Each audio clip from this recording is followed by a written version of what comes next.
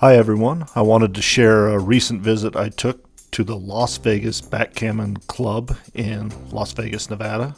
It was an awesome experience and I had a great time there. The club is full of wonderful people. They were so warm and inviting to me. It was amazing. The first thing I did is I went to the entrance of this place at the Meepleville Game Board Cafe. And I've never been to a place like this before. The place is just set up for gaming, and they dedicate Tuesday nights to the Backgammon Club. They meet there every Tuesday. To buy-ins $20, $10 to buy back in. They play 7-point matches. It's a lot of fun. Meepleville I thought was a town, but it's actually just the name of the Meepleville Game Board Cafe. It's in Las Vegas. So anyway, I got in there. The first thing that you see when you come in is this awesome room full of games. It was amazing to me. I've never seen so many games in my life. And most of these I didn't recognize, but some of them I did, like Ticket to Ride or things like that. But they had cool versions I'd never seen before. It's just a beautiful, clean place to play games. One of the neat things that they have there is this library of games, and I could not believe, if you just look at all of these, this is one room. They have two of these rooms full of games. One of the first players that I met was named Dimitri. He was super nice. He invited me over, let me look at his cool board. This is what it looked like. It was made by a company called Chris Lloyd, not Chris Lloyd. He was very welcoming and inviting. He kind of showed me the ropes, told me who was the great players to watch out for, things like that. He also gave me this cool pair of dice. He collects dice, and so he just gave those to me as a welcome. I thought that was really nice of him to do. When I first got there, I introduced myself to one of the club leaders, Tony, and I told him I wanted to get a recording of two of the top players at the very end of the night. And he's like, okay, I'll see if we can get this set up. And it was getting kind of late in the evening, and finally he says, Steve, I've got the match for you. So I was like all excited. So let's go. And he says, I'm hooking you up with two of the best people that are in the club, and I was really excited. The first person I want to introduce you to is Dennis McFarlin. He'll be playing the brown checkers in this game, and then Ron Wertheim is going to be playing the white checkers. Both these guys, if you look at the website, vegasbg.net, they keep track of their ranking and how they're doing. So for the whole year, these two are at the top of the game, and I'm excited to share this game with you and see what you think about it. So these guys are chomping at the bit to get playing, and I'm trying to hustle to set up my video equipment, but the first roll was by white and got a 3-4, and we'll start the game from there. Okay, the first couple games that are played here go pretty quick. They're actually both going to be done in less than 3 minutes, so it's going to move along quickly, and there's some interesting cube offers, and this is a good thing for us to stop and look at and see what we would have done if we were in the same shoes. These guys play really quick and fast, and it's kind of fun to watch them. They make decisions pretty quickly. Except for right here. Some rolls just take more time than others.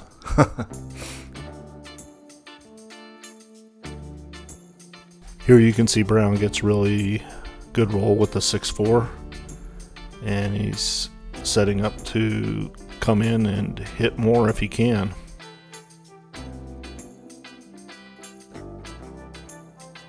That's a 5-2 if you can't see it on the dice. So white gets kind of lucky, able to hit that guy and defend, but this 2-2 is just a real killer. He puts, comes in, hits one guy, hits another guy, and he's about to take take that whole point. He stops and thinks about that for a minute. He's probably pondering what he could be doing with those outside checkers to take more points, since he's got 2 up on the bar. But That's just me guessing what's in his head. So we'll see what he does with that.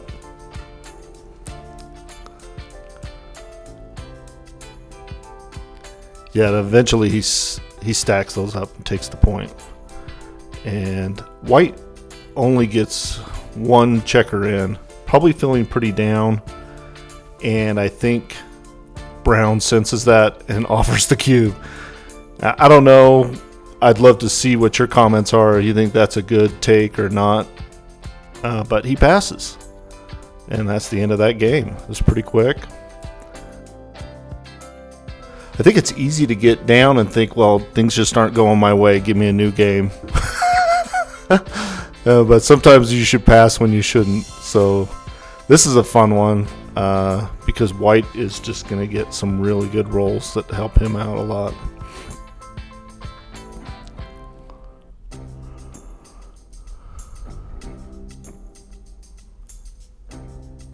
That double 5.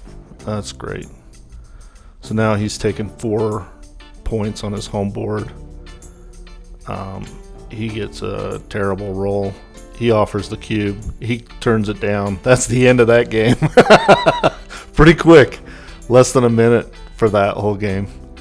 The next game's going to be a little longer and have some more interesting things for us to look at and think about.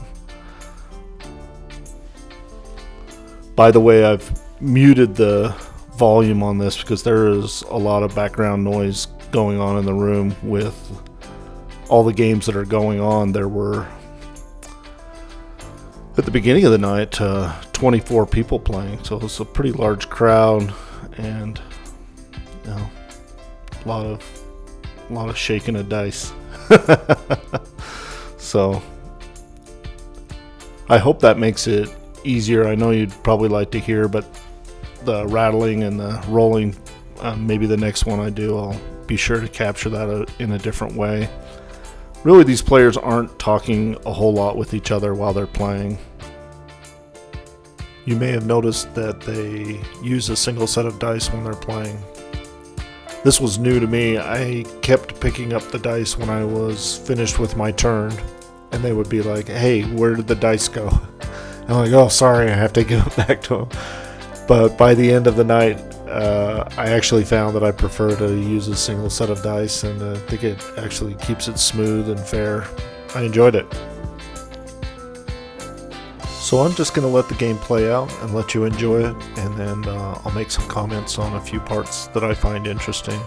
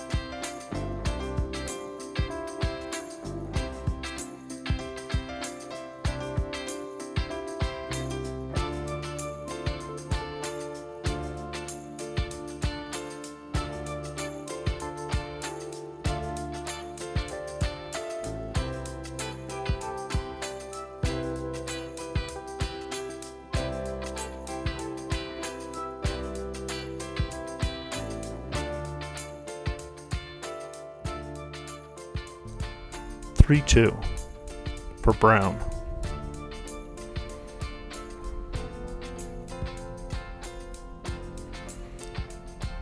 He decides to try to move out, and white's going to come off his midpoint and hit that guy that's trying to get out.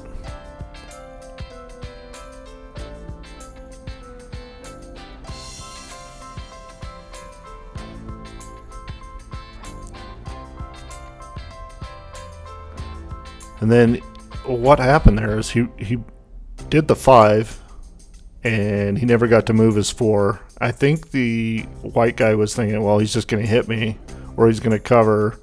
And maybe he had a play already figured out in his head.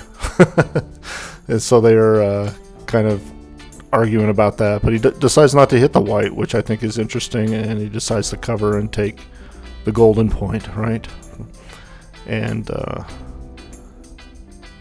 it's kind of an interesting thing that sometimes we think we know what the play is going to be already in our head before the opponent even makes it. I'm sure you find yourself doing that. And then when they do something different, it's somewhat shocking.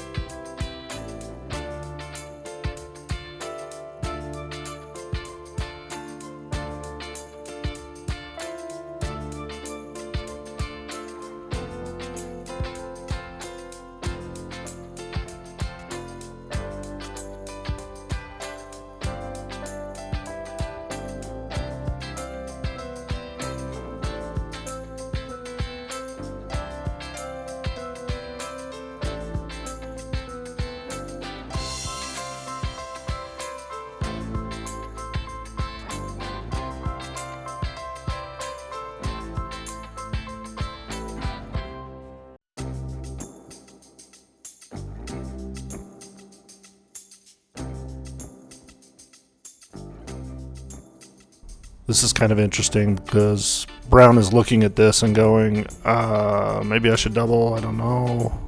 And he writes down on his scorecard, it's 1-1. Let me think about that. So he's like counting, I'm going to roll. And it turns out to be a good choice for him. Puts a couple guys on the bar, changes the tide for a minute.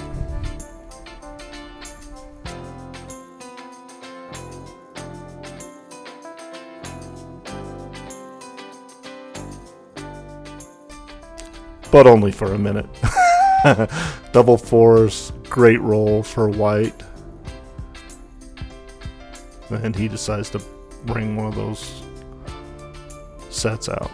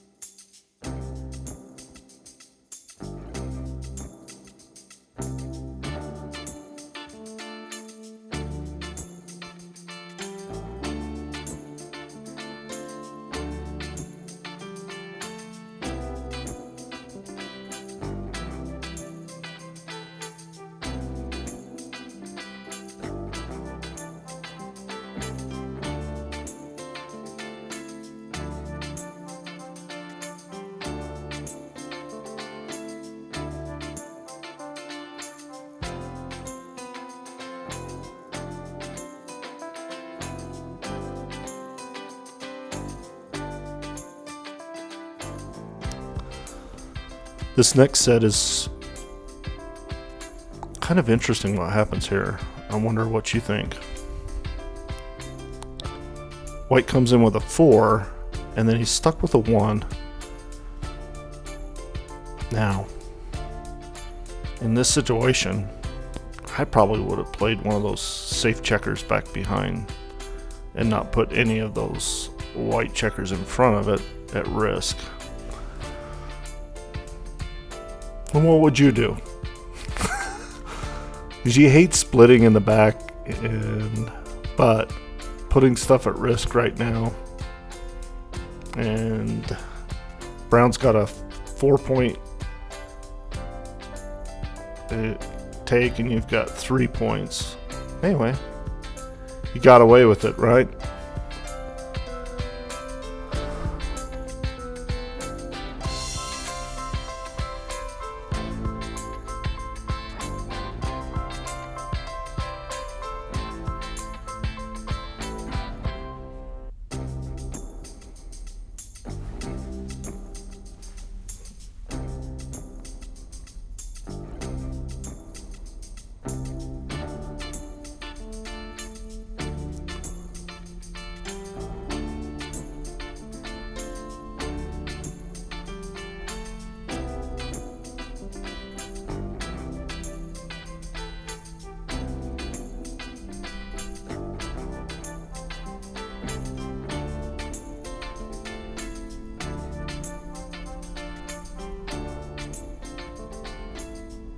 And here's another tough one.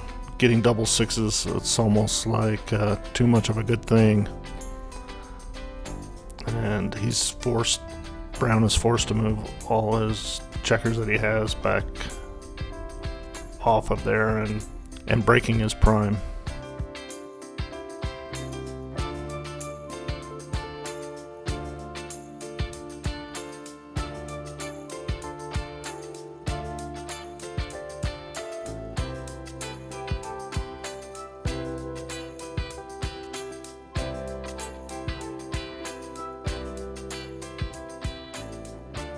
At this point, I'm sure Brown is very unhappy with what's happening, and White offers the cube anyway. He takes it, and he's going to take a chance. White is moving around and hoping that he can contain Brown for a little longer. Brown gets probably a very good roll.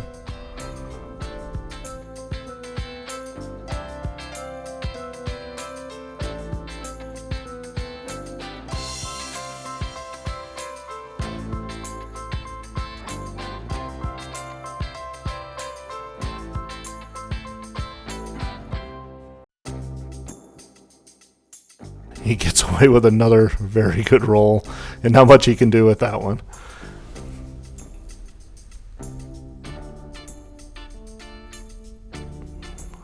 White's hedging his bets that if Brown has to split, he can hit him, but he gets this miracle joker roll, double 5s.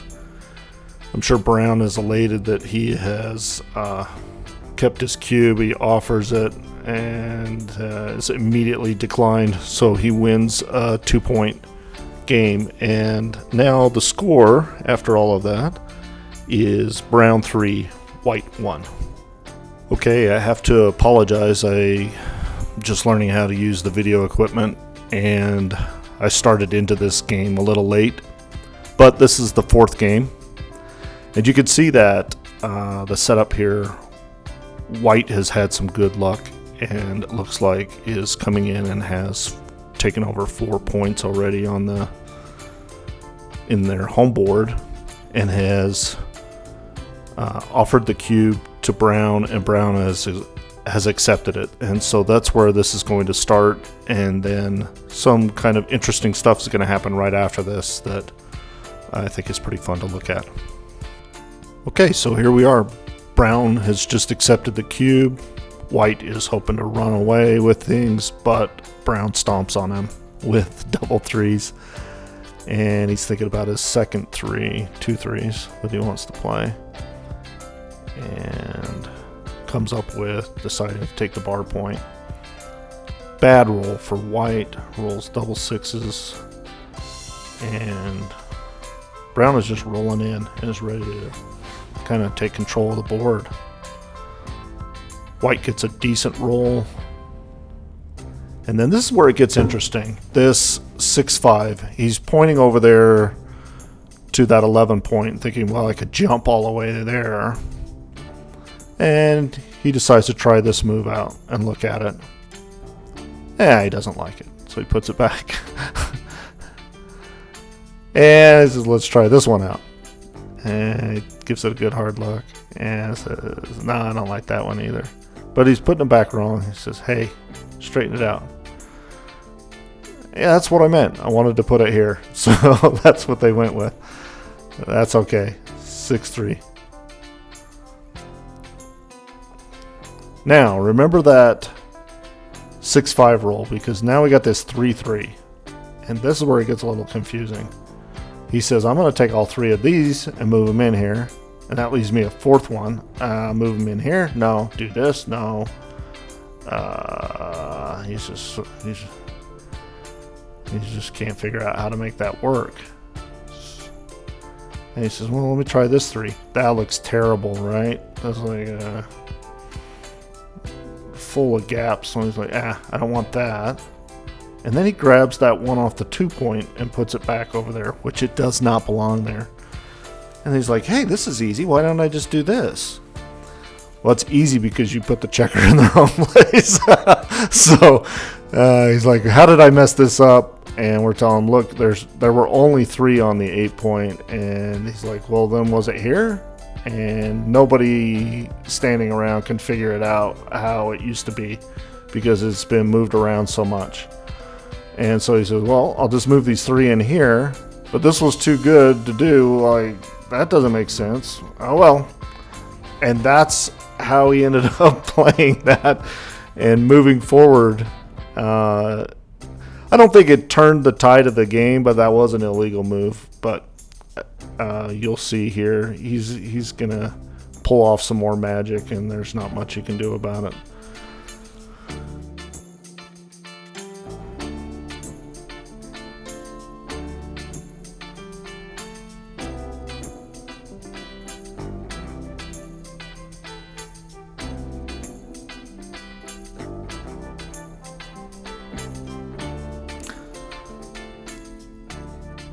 White is hoping to grab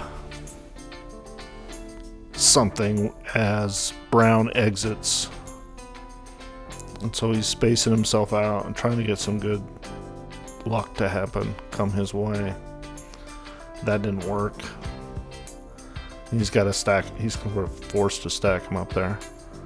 And then Brown, for the second time tonight, rolls double 5s. For a saving grace out of there, and he's able to hit and cover, which is awesome for him.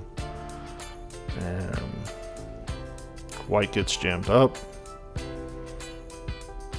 and Brown just needs to roll around, try to do this safely. But for the second time tonight, White rolls double 4s and kind of gives him a little breathing room. We'll see what happens here.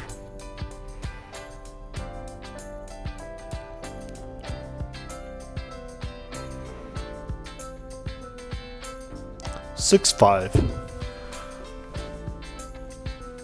Tough roll. You try to go out, run. So he does the 5 and brings the 6 in from the outside.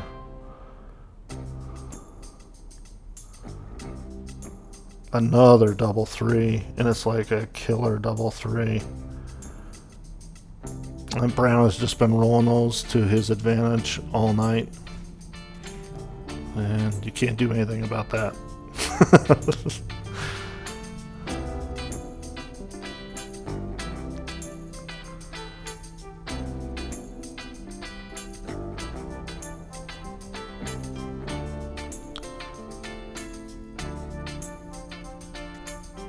White's hoping for like double 6s right now or some good karma, but he gets a 4, which is something.